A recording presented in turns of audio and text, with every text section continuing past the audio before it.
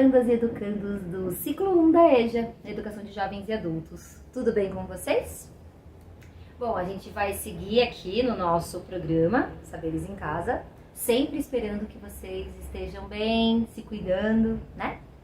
Então a gente vai dar continuidade ao tema do mês de março que a gente tem conversado, que é sobre a água. E no programa de hoje, nós vamos juntos compreender de onde vem a água que sai da torneira da nossa casa. Para começar, a gente pode pensar em ações simples e corriqueiras que a gente faz o tempo todo, né? Como abrir a torneira para lavar louça, né? Tomar água, abrir o chuveiro para tomar banho. Pensaram nisso? Então vamos lá. Claro que para essa água chegar até nós, existe um processo de captação dessa água e de tratamento dessa água. Mas espera aí, ó. Antes da gente falar sobre isso, eu quero conversar com vocês sobre o fato de que esse abastecimento, né, chegar a água na casa das pessoas não é igual para todo mundo aqui no nosso país. Infelizmente, a gente ainda tem pessoas em locais que caminham longas distâncias, por exemplo, para conseguirem água. Só para vocês terem uma ideia, né, uma noção, de acordo com o IBGE, que é o Instituto Brasileiro de Geografia e Estatística, a falta de abastecimento com água potável atinge por volta de 34% dos brasileiros. E nas áreas rurais, as residências que se conectam a alguma rede é de menos de 30%, sendo que a maioria da população só consegue água potável através de poços e das nascentes de rios. Vocês podem ver a diferença, né, que existe, né, entre essa camada da população, essas camadas da população. Né? A gente tem pessoas que têm acesso em abundância, né, de água, tem água, não sofrem com a falta dela, mas a gente tem outras pessoas que sobrevivem com o mínimo de água. E isso é muito triste, né? É uma realidade muito triste. Agora, vamos pensar e refletir sobre o que eu falei lá no comecinho, então. A água e o tratamento da água. E a gente vai fazer essa diferenciação, né? Vamos fazer a análise da área rural primeiro e depois a gente vai falar sobre a área urbana, tá bom? Vamos começar pela área rural. Pensa, como que se obtém água, né, na área rural?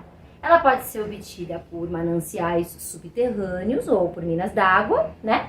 E nascentes que formam riachos e rios. Mas essas que eu falei agora no fim, elas são mais arriscadas à contaminação da água. E a gente sabe que em muitas cidades no Brasil, o abastecimento de água é o quê? Precário. O que faz com que utilizem a água nas condições que as pessoas conseguem. Muitas vezes barrenta ou imprópria até para o consumo. Mas em se tratando de sobrevivência, né? As pessoas acabam por utilizar a água da maneira como elas conseguem, né? E na área rural, como é que essa água é tratada, né? Bom, o tratamento ele pode acontecer das seguintes maneiras. Protegendo as nascentes, né? Onde se tira, que eu falei ali no comecinho. Tratando o esgoto, né? Das propriedades rurais. Ou através da implantação de sistemas simplificados de tratamento de água. Mas a gente sabe que a infraestrutura das zonas rurais é ruim, não é precária. As casas em zonas rurais estão distantes dos centros urbanos e também cada propriedade costuma ficar longe uma da outra, né, na área rural. Por isso, a dificuldade em levar as tubulações dos sistemas públicos de abastecimento de água, né? Aí fica muito mais difícil, fica muito mais custoso, né, mais caro. E a mesma questão também impacta os serviços de coleta e os serviços de tratamento de esgoto. Há necessidade de investimentos não apenas para as regiões de grande plantio, né? Mas para todas as regiões. Porque a falta de água, ela limita o crescimento de cidades e faz com que muitas e muitos abandonem as suas cidades em busca de melhores condições de vida, né? O que ainda vemos em algumas regiões brasileiras são cenas como essa, que vocês podem ver aqui ao lado.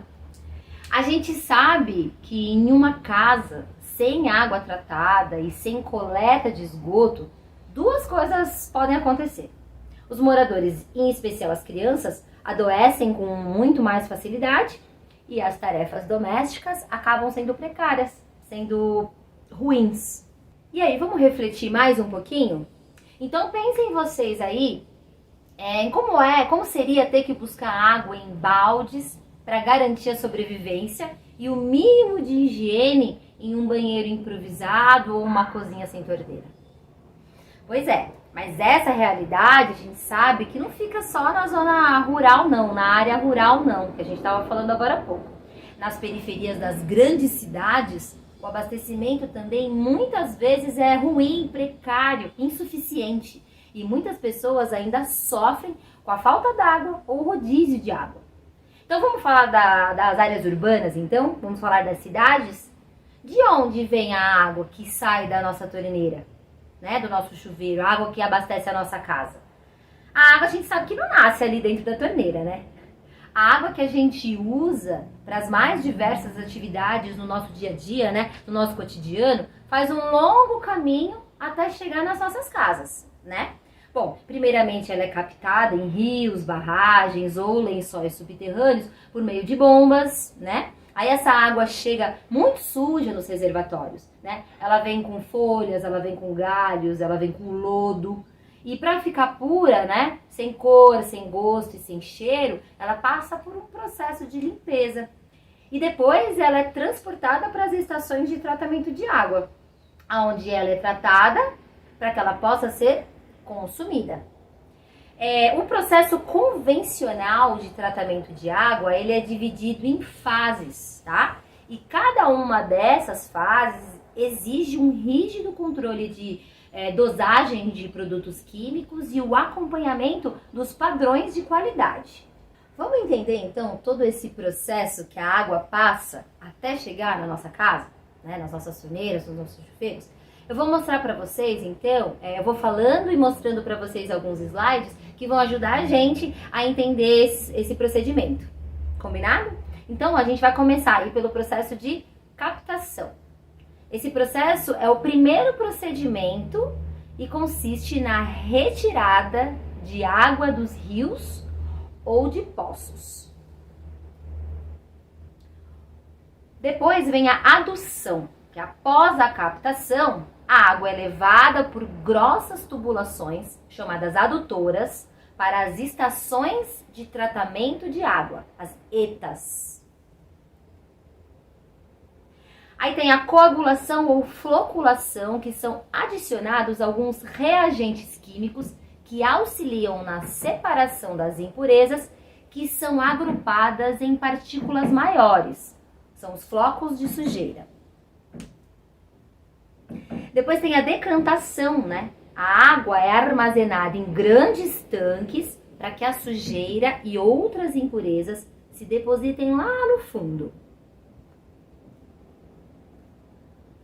Em seguida, tem a filtração, né? Onde a água decantada passa por grandes filtros, onde pequenas impurezas ficam retidas. Tem a desinfecção, que são aplicados alguns produtos químicos para eliminação de micro-organismos causadores de doenças. E por fim tem a fluoretação, né, que também é aplicado o flúor, que irá atuar na prevenção de cáries. Legal, né? Descobrir todo esse processo? Bom, antes de ser consumida, a água ainda precisa ser testada de acordo com as normas legais para checar se ela está realmente limpa. E uma vez aprovada, ela segue para distribuição por meio dos encanamentos urbanos e dos caminhões-pipa, né? Em alguns casos, quando necessário. Então ela vai, como vocês podem ver, percorrer muitos quilômetros, auxiliada por bombas e pela pressão natural dos canos. E em muitos casos, ela pode também ficar armazenadas em caixas d'água e em reservatórios antes de chegar definitivamente nas nossas casas. Nossa, é um longo caminho, né? Mas é bem interessante, né? Por isso, vou falar mais uma vez que a gente precisa valorizar cada gota de água e cuidar bem dela para que a gente possa continuar tendo acesso a esse bem, esse recurso tão precioso.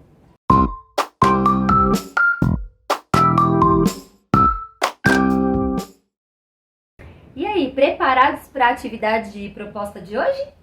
Então vamos lá. A proposta é que vocês opinem o que é que vocês pensam sobre as dificuldades que muitas pessoas ainda passam aqui no Brasil, no nosso país, para conseguirem água para suprir as necessidades essenciais, como beber água ou fornecer água aos animais.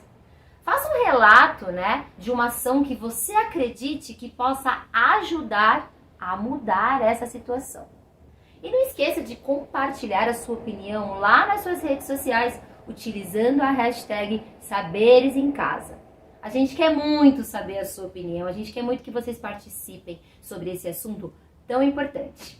Obrigada pelo programa de hoje e até o próximo. Cuidem-se. Tchau, tchau.